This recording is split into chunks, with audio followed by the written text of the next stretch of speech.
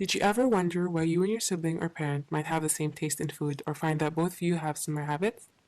Today I'll be explaining about nurture and nature and we'll be discussing about the research done to prove how it works. Human behavior, learned or instinctive? Heredity is the passing of traits from parent to their offspring. The coding of genes in each cell in us humans determine the different traits that we have, more dominantly on the physical attributes like eye color, hair color, height, and other traits. One of the oldest arguments in the history of psychology is the nature versus nurture debate. Your physical features can be identified as identical to that of your parents, like your eyes from your father and the hair color from your mother. However, your personality and talents may not have come from your father or mother. The environment where you grew up may have a lasting effect or influence on the way you talk, behave, and respond to the things around you. The nurture theory believes the environmental factors are the real origin of our behavior. John Watson once said that he can be able to train a baby randomly chosen in a group of 12 infants to become any type of specialist he wants them to be. He stated that he could train them to be such regardless of the child's potentialities, talents, and race. Genes are the basic units of heredity. They are reproduced and passed along from parent to child.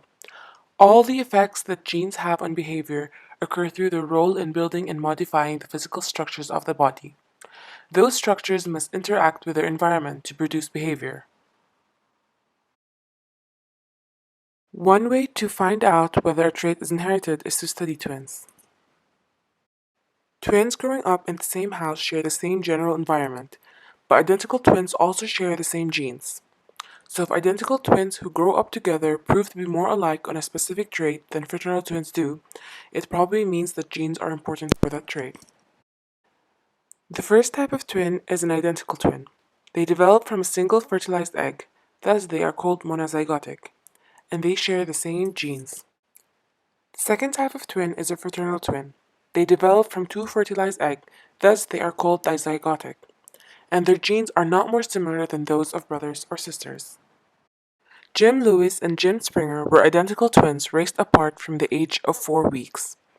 When the twins were finally reunited at the age of 39 in 1979, they discovered they both suffered from tension headaches, were prone to nail biting, smoked Salem cigarettes, drove the same type of car, and even vacationed at the same beach in Florida.